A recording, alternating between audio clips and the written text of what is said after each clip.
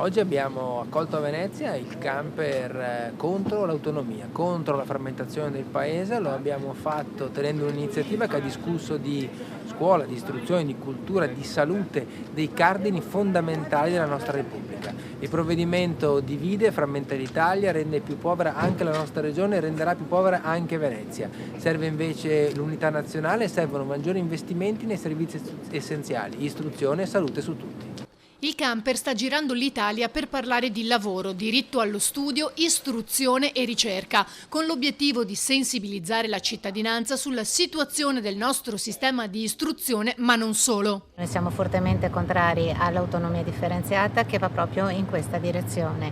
Siamo fortemente contrari ad alcune politiche che il governo ha messo in campo, come il dimensionamento scolastico o la filiera tecnico-professionale. E anzi noi crediamo in una scuola inclusiva che abbia modo di accogliere tutte e tutti. Dopo Venezia il percorso del camper è proseguito a Chioggia nel pomeriggio in Corso del Popolo.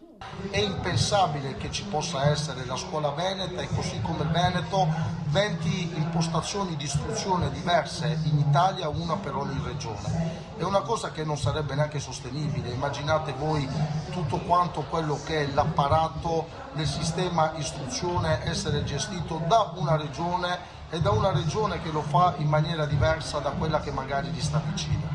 Quindi sono due argomenti che devono vedere un grosso dibattito e che sicuramente non possono passare come qualcosa che va fatto nell'ottica del risparmio e nell'ottica di spendere di meno, perché l'istruzione, così come la salute e la sanità, sono dei temi di primo livello che non possono essere trattati sotto l'aspetto economico e ragionieristico.